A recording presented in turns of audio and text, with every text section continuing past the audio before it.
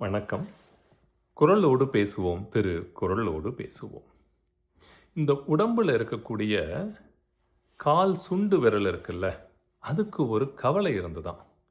நம்ம இந்த உடம்புல ஒரு சிறு பகுதியா கடைக்கோடியில இருக்கிறோம். அது நான் இருக்கிறேனா இல்லையான்னு கூட யாருக்கும் இந்த உடம்புல இருக்கிற கண்ணுக்கோ, காதுக்கோ, வாய்க்கோ, கைக்கோ யாருக்கும் தெரியறதில்ல. எனக்கு நான் இருந்தாலும் ஒண்ணுதான், இல்லைனாலும் ஒண்ணுதான்னு அதுக்கு ஒரு கவலை இருந்துதாம். ஏன்னா கால் கட்டை விரல்னா அதுக்கு ஒரு அங்கீகாரம் உண்டு. பெருவிரல், இல்ல ஒரு மெட்டி போடுற இடம் அப்படின்னு. இந்த சுண்டு விரல்ல இருக்கக்கூடிய நகம் கூட ஒண்ணும் பெருசா இல்ல. ஒரு சிறிதாக தான் இருக்கு. அப்படிங்கும்போது, அதனோட வருத்தம் இருந்ததாம்.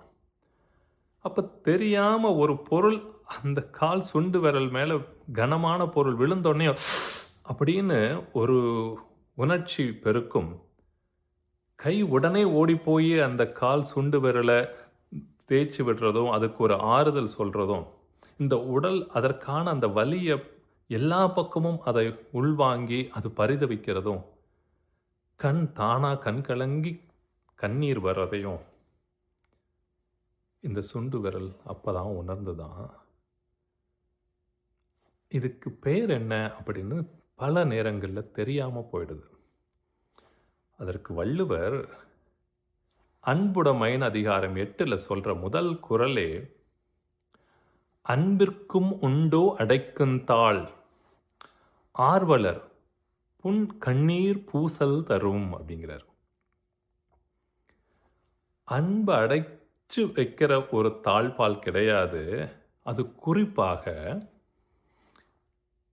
அன்பு செலுத்தப்பட்டவருக்கு ஒரு சிறிய துன்பம் ஏற்பட்டா, அந்த உடனே அந்த கண்ணீர்ல நமக்கு அந்த ஒரு சின்ன துன்பம், புண் ஏற்பட்டா, அந்த கண்ணீர் எப்படி கண் கலங்குறத தெரியுதோ, அதுதான் அன்பு அப்படிங்கிறத ரொம்ப அருமையான ஒரு குறள் குறிப்பு சொல்றார். இந்த கோடான கோடி செல்கள் ஒன்றோடு ஒன்று இணைந்து, இயைந்து ஒரு சீராக இயங்குறதுக்கு அன்பு மிகப்பெரிய காரணம்.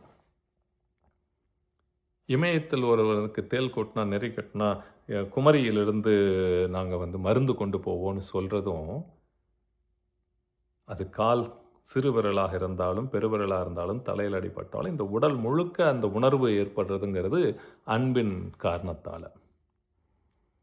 இன்னொன்னு சொல்லப்போனா, இந்த உடல் உயிரும், உடலும் தொடர்போட இருக்கிறதுக்கு அடிப்படையான காரணமே அன்பு தான். ஒரு பிடிப்பு. அத 3வது சொல்றாரு. 73வது குறள்ல, "அன்போடு இயைந்த வழக்கென்ப ஆருயிர்க்கு என்போடு இயைந்த தொடர்பு" அப்படின்னு. இந்த அன்பு எப்படி இருக்கான், உடலுக்கும் உயிருக்கும் உள்ள தொடர்பு மாரி இருக்கான் இந்த அன்பு. அப்ப அன்பு தான் அடிப்படை அப்படிங்கிறத ரொம்ப குறிப்பிட்டு அழகா அந்த ஒரு கண்ணீர்ல தெரிஞ்சிரும். ஏன்னா சிலர் உறவுகள் எப்பொழுதும் அன்ப வார்த்தைகள்லயோ, அவங்களுடைய சுபாவகத்துல பாவனையில வெளிப்படுத்த தெரியாம இருக்கலாம். அது குடும்பத்துக்குள்ள இருக்கிறவங்களா இருக்கட்டும், குறிப்பா ஆண்களா இருக்கட்டும். ஏன்னா பெண்கள் உணர்ச்சி வயப்பட்டு வெளிப்படுத்தக்கூடிய தன்மை உடையவர்கள். ஆண்களுடைய தன்மை வேற மாரி இருக்கும். அது மாரி ஒவ்வொரு குடும்பத்துக்குள்ளாரையும், உறவுகளுக்குள்ளாரையும், நட்புக்குள்ளேயும் அவங்களோட அன்ப வெளிப்படுத்த தெரியாம இருக்கிற ஒரு விஷயம், ஒரு சிறு துன்பம்னு வரும்போது, ஒரு கஷ்டம்னு வரும்போது, சூழல் சரியாக இல்லாதபோது, அவங்களுடைய பரிதவிப்பும், அவங்க அதற்கு எடுக்கக்கூடிய மெனக்கெடல் இருக்குல்ல, அது அப்ப தெளிவாக புரியும். ஆ இத திருமூலர் "அன்பு சிவம் 2 என்பர் அறிவிலார்" அப்படிங்கிறார். அன்பு, இறை. சிவம்ங்கிறது இறைன்னு எடுத்துக்கிட்டோம்னா, அது எந்த மதம், சமயம் மாக இருந்தாலும் சரி, அந்த அன்பும், இறை என்பது 2ம் வேற வேறன்னு சொல்றவங்க அறிவில்லாதவங்க. "அன்பே சிவமாவதை யாரும் அறியலார். அன்பே சிவமாவதை யாரும் அறிந்தபின், அன்பே சிவமாகத் தாமிருந்தாரே." ஏன்னா அந்த தன்மையில இதுதான் இறைத்தன்மையா, இந்த அன்போட இருக்கிறது தான் இறைத்தன்மை அப்படின்னா, அப்படி இருக்கத்தான் விருப்பப்படுவாங்க அப்படின்னு சொல்றாரு. இங்க ஒரு கேள்வி வருது. அன்பு தான் நான் நெறைய செலுத்துறேன். ஆனா அது பிரச்சனை ஆயிடுதே. அது ஒரு சிக்கலை ஏற்படுத்துது. இன்றைய வாழ்வியல்ல நடைமுறையில பார்த்தீங்கன்னா, இன்னைக்கு அன்புக்கு சில இடங்கள்ல தான் பஞ்சம் இருக்கு.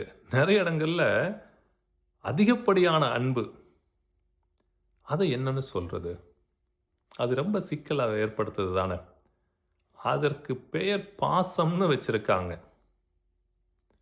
ஏன்னா, பாசம் பற்று அறுத்துப் பாரிக்கும் ஆரியனேன்னு இந்த சிவபுராணத்தில வரும்போது, அதுக்கு ஒரு பாசம்னு இருக்கும். பதிபசு பாசங்கள்ல மயக்கம்னு சொல்லலாம். அன்பு அன்பாக இருக்கும்போது, அது சிக்கலுக்கு உரியதாக இருக்காது. பிரச்சனைக்குரியதா இருக்காது. எப்பொழுது அன்பு பாசமாக மாறுகிறதோ, அது அந்த இடத்துல தனக்கு மட்டுமே உரிமையானது என்று எடுத்துக்கொள்கிறதோ, அப்ப அங்க அன்பு குறைய ஆரம்பிச்சிருக்குன்னு தான் அர்த்தம். இந்த தெளிவு மற்றொரு காணொளியில அத பற்றி நம்ம இன்னொரு இத பார்ப்போம். அது அன்பிற்கும், அன்பிற்கு இல்லாத ஒரு தன்மையை என்ன அப்படிங்கிறத நம்ம பார்க்கலாம். இன்றைக்கு 8வது அதிகாரம் அன்புடைமை. அன்பிற்கும் உண்டோ அடைக்குந்தாழ் ஆர்வலர் பொன்கணீர் பூசல் தரும். மீண்டும் மற்றொரு காணொளியில்.